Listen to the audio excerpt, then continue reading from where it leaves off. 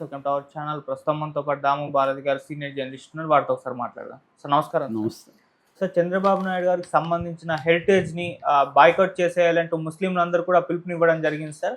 మరి ఏం జరిగింది? ఎందుకు ముస్లింలు ఈ విధంగా పిలుపునిచ్చారు? మరి హెరిటేజ్ని బాయ్కాట్ చేయడం లేదా బ్యాన్ చేయడం పాసిబుల్ అవుతుందా? మరి ఏం జరిగింది సార్ దీనికి సంబంధించి? ఇప్పుడు దేశవ్యాప్తంగా ముస్లింలు వక్ఫ్ బిల్లు పాస్ అయిపోయింది ఆల్రెడీ. నిన్న కూడా రాజ్యసభలో పాస్ అయిపోయింది, అంతకుముందు రోజు లోక్సభలో పాస్ అయిపోయింది. సో ఇంకా అది లీగల్గా బిల్లుగా చట్టంగా మారుతుంది. ఇది బిల్లు చట్టంగా యాక్ట్గా మారిపోతుంది.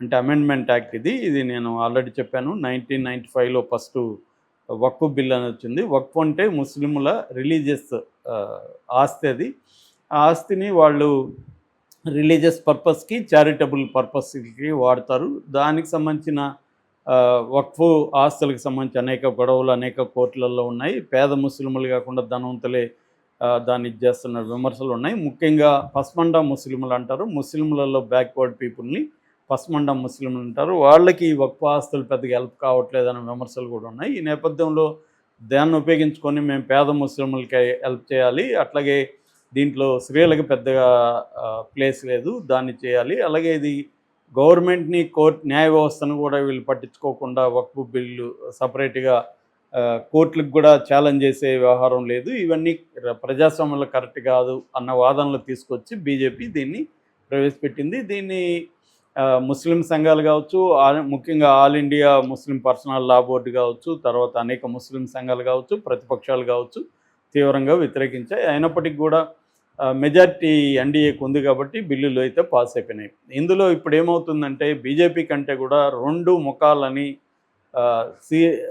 మొత్తం ముస్లింల సమాజం దేశంలో చాలా తీవ్రంగా ఈ రెండు ముఖాలను గుర్తుపెట్టుకుంటాం అని షేర్ చేస్తున్నారు. ఆ రెండు ముఖాలు ఎవరంటే చంద్రబాబు నాయుడు, నితీష్ కుమార్. ఎందుకంటే వీళ్ళిద్దరూ కానీ సపోర్ట్ చేయకపోతే ఈ బిల్లు పాస్ అయ్యేది కాదు. సో వీళ్ళిద్దరూ ముఖ్యంగా చంద్రబాబు అయినా నితీష్ అయినా ఇద్దరు కూడా సెక్యులరిస్టులు అనే పేరు ఉంది. వీళ్ళకిద్దరికి కూడా ముస్లిం వ్యతిరేకులని ఇప్పటివరకు పేరు లేదు. సో ఫస్ట్ టైము వీళ్ళిద్దరిని బాగా డిమాండ్ చేశారు. వీళ్ళిద్దరూ ఇచ్చిన ఇఫ్తార్ విందులకు కూడా బాయ్కాట్ చేశారు. విజయవాడలో కూడా ఈ Muslim personal law board, all India Muslim personal law board ఆధ్వర్యంలో ధర్నాలు జరిగాయి. అట్లాగే బీహార్లో పెద్ద ఎత్తున జరిగింది. సో వీళ్ళిద్దరు కూడా ఏంటంటే హామీలు ఇచ్చారు, మేము మీ వక్ఫ్ ఆస్తులను కాపాడుతాము, మీరేమి కంగారు పడకండి అని చంద్రబాబు కూడా హామీ ఇచ్చారు, నమ్మారు. అయితే లాస్ట్లో వీళ్ళు ప్లేట్ ఫిరాయించి విప్ జారీ చేశారు. కనీసం విప్ జారీ చేయకుండా ఇప్పుడు వీళ్ళు అదే చేశారు. వైసీపీ వాళ్ళు కానీ, బీఆర్ఎస్ కానీ, బిజు జనతాదళ్ కానీ ఇలాంటి వాళ్ళు ఎవరు విప్ జారీ చేయలేదు. వాళ్ళ ఇండివిజువల్గా మీ ఇష్టం అన్నారు, అఫీషియల్గా మాత్రం వ్యతిరేకించారు. సో కానీ వీళ్ళు మాత్రం విప్పు జారీ చేసి ఖచ్చితంగా బిల్లుకు అనుకూలంగా ఓటు వేయమని చెప్పారు. దాంతో ఇప్పుడు దేశవ్యాప్తంగా ఈ రెండు ముఖాలను గుర్తుపెట్టుకోవాలని చెప్పి పెద్ద ఎత్తున నేషనల్ మీడియాలంతా కూడా వీళ్ళిద్దరు ద్రోహులు, ముస్లిం ద్రోహులు అన్న ప్రొజెక్షన్ విపరీతంగా పెరుగుతుంది. చంద్రబాబు మీద, అటు నితీష్ కుమార్ మీద. నితీష్ కుమార్ది అయితే ఇంకా అక్కడ ఎక్కువ, ఎందుకంటే అక్కడ ముస్లిం పాపులేషను, బీహార్లో ముస్లిం పాపులేషన్ దాదాపు 17% ఉంటుంది. అందువల్ల అక్కడ ఈవెన్ జేడీయూలో ఈ నితీష్ కుమార్ పార్టీ జేడీయూలో కూడా కొంతమంది అక్కడ రిజైన్ చేస్తారు, నిరసనగా రిజైన్ చేయడం అవన్నీ ఉన్నారు. అక్కడ ఇంకోటి ఏంటంటే ఆర్జేడీ కూడా బలంగా ఉంది. ఆర్జేడీ లల్లూ ప్రసాద్ యాదవ్, తేజస్వి యాదవ్ వాళ్ళు కూడా ఈ అంశాన్ని తమకు అనుకూలంగా మలుచుకోవడం కోసం ముస్లింలను మరింత రెచ్చగొడుతున్నారు. కాకపోతే అక్కడ జేడీయూ వాదన ఏంటంటే బీహార్లో పస్మండా ముస్లింలు చాలా ఎక్కువ ఉంటారు. ఇందాక నేను చెప్పినట్టుగా అక్కడ పస్మండా ముస్లింలు బీహార్లో ఎక్కువ ఉంటారు కాబట్టి వాళ్ళకి ఈ బిల్లు ఉపయోగపడుతుంది. పేదలకు అనుకూలంగా పస్మండా ముస్లింలు కూడా వక్ఫ్ బోర్డులో ఇప్పుడు పెరుగుతారు. వాళ్ళు పెరిగితే ఈ వక్ఫ్ ఆస్తుల మీద వచ్చే రెంట్లు కావచ్చు అవన్నీ కూడా చారిటీకి, పస్మందా ముస్లింల వెల్ఫేర్కి ఉపయోగపడుతుంది అనేది వాళ్ళు ఆర్గ్యుమెంట్ చేస్తున్నారు. సో ఈ నేపథ్యంలో దేశవ్యాప్తంగా మాత్రం మెజారిటీ ముస్లింలు వీళ్ళిద్దరి మీద చాలా సీరియస్గా వీళ్ళిద్దరూ ద్రోహులు అన్నట్టుగానే వాళ్ళ ఫోటోలు పెట్టి విపరీతంగా ట్రోల్ చేస్తున్నారు. వీళ్ళిద్దరిని గుర్తుపెట్టుకోండి, మర్చిపోకండి, ఈ రెండు ముఖాలని మర్చిపోకండి అని పెడుతున్నారు. అలాగా ఇప్పుడు రెండు తెలుగు రాష్ట్రాల్లో ఒక ఉద్యమం స్టార్ట్ అయింది ముస్లింల ఆధ్వర్యంలో. అదేంటంటే బాయ్కాట్ హెరిటేజ్ ట్రస్ట్ అని. అంటే హెరిటేజ్ ప్రెస్ చంద్రబాబుది కాబట్టి దాంట్లో ఎవరు వస్తువులు కొనకండి, బాయ్కాట్ చేయండి, ఇది చంద్రబాబు మన తడాకా ఏంటో చూపించాలి. ఎందుకంటే ఇప్పటికిప్పుడు ఎలక్షన్ లేదు కాబట్టి చంద్రబాబు ధైర్యం చేశాడు. ఎలక్షన్ల దగ్గర ఉంటే ఈ పని చేయకపోవచ్చు. ఇప్పటికిప్పుడు లేదు కాబట్టి మళ్ళీ చూసుకుందాంలే, ముస్లింలని మనం మళ్ళీ ఏదో ఒకటి మాయ చేయొచ్చు, వాళ్ళకి ఏదో సపరేట్గా మనం వరాలు ప్రకటించి వాళ్ళని ఇది చేసుకోవచ్చు అనేది ఆయన ఆలోచించి ఉండొచ్చు. మామూలుగా చంద్రబాబు ఎప్పుడూ అదే థింకింగ్ ఉంటుంది. ఎందుకంటే వచ్చినప్పుడు చూసుకుందాంలే, ఇప్పుడే ఎట్లా ఉంటే ఏంది అనేది ఆయన ఇది. ఇప్పుడు కూడా అంతే కదా, సూపర్ 6 నేను చేయలేదని చేతులు ఎత్తేసాడు. ఆయన తెలీదా చేయలేదంటే మాట ఇస్తే మనల్ని ఓడిస్తారని.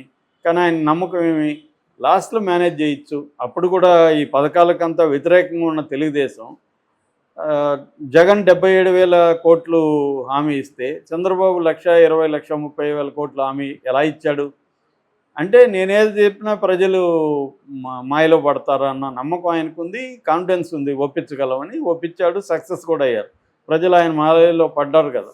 జగన్ ఇచ్చిన 77,000 కాదని ఈయన 1,20,000 ఇస్తాడంటే ఈయన మాయలో పడ్డారు. ఇప్పుడు మోసపోయారు.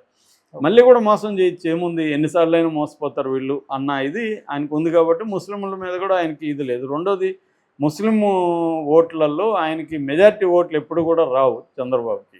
మహా అంటే 15-20% వస్తుంది. 2024లో కొంత జగన్కి యాంటీ వేవ్ ఉంది కాబట్టి దాంట్లో కొంత ఇటువైపు వచ్చింది తప్ప చంద్రబాబు ముస్లిం ఓటు పెద్దగా లేదు.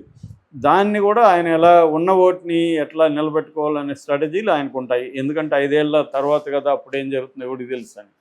అందుకని ఆయన ధైర్యంగా మద్దతు ఇచ్చాడు. ఆయన మద్దతు ఇవ్వడానికి వెనక ఆయన కారణాలు ఏంటంటే, ఒకటి, మోడీకి యాంటీగా ఆయన మాట్లాడలేని పరిస్థితి వాళ్ళ ఉంది. ఎందుకంటే ఆయనకి మోడీ మద్దతు లేకుండా నెక్స్ట్ ఎలక్షన్లకి ధైర్యం లేదు. ఇటు పవన్ కళ్యాణ్ మోడీల మద్దతు లేకుండా, వాళ్ళతో కలవకుండా ఇండిపెండెంట్గా ఆయన జగన్ మీద నెక్స్ట్ 2029లో వచ్చినా 2028లో వచ్చినా ఎలక్షన్లకి వెళ్ళే పరిస్థితి చంద్రబాబుకి లేదు. ఓకే, అందుకని చంద్రబాబు ధైర్యం చేయలేడు. రెండవది, చంద్రబాబు మీద కేసులు ఉన్నాయి ఆల్రెడీ ఈడీ ఎంటర్ అయ్యింది. కాబట్టి ఇప్పుడు కానీ మోడీతో గొడవపడి, ఎందుకంటే మోడీతో గొడవే కదా, బిల్లుకి దిగిపోతే గొడవ పడాలి, బయటికి రావాలి. బయటకు వస్తే మోడీ ఇంకేదో మాయ చేసి మోడీ గవర్నమెంట్ నిలబెట్టుకున్నాడు అనుకో, చంద్రబాబుకి ఇబ్బంది అది. సో మళ్ళీ కూడా నెక్స్ట్ ఎలక్షన్లో కూడా బీజేపీ ప్రభుత్వం అధికారంలోకి వస్తుంది. మోడీ ఉంటాడా, యోగి ఉంటాడా, అమిత్ షా ఉంటాడు, పక్కన పెడితే బీజేపీ వచ్చే అవకాశం ఉంది. కాబట్టి చంద్రబాబు దానికి రెడీగా లేడు. ముస్లింలన్నా మోసం చేద్దాం కానీ మనం మోడీతో పెట్టుకోవద్దు అన్నది ఆయనకున్న ఇది. సో అది ఆయన పాయింట్ ఆఫ్ వ్యూ నుంచి కరెక్టే. ఎందుకంటే ఆయన ఇప్పుడు అవసాన దశ అని చెప్పచ్చు, అంటే పొలిటికల్గా. సో ఆయన చివరి ఎన్నికలను కూడా మొన్న ఎన్నికల్లో అన్నాడు, కానీ అది అబద్ధం. నెక్స్ట్ ఎన్నికల్లో కూడా ఉంటాడు ఆయన యాక్టివ్గాని. ఏదేమైనా ఆయనకి ఈ పాయింట్ ఆఫ్ టైం ఆయన లైఫ్లో ఆయన బీజేపీతో గొడవ పెట్టుకొని జైలుకి పోయి కూర్చోవాలన్న పరిస్థితిని తెచ్చుకోవడానికి రెడీగా లేడు. ఎందుకంటే బీజేపీ అనుకుంటే సిట్టింగ్ సీఎంలని ఆల్రెడీ ఇద్దరిని కూర్చోబెట్టింది జైల్లో. కాబట్టి చంద్రబాబుని రేపు కూర్చోబెడదానేమి లేదు. పైగా ఇప్పటికి కూడా జగన్కి ప్రోగానే బీజేపీ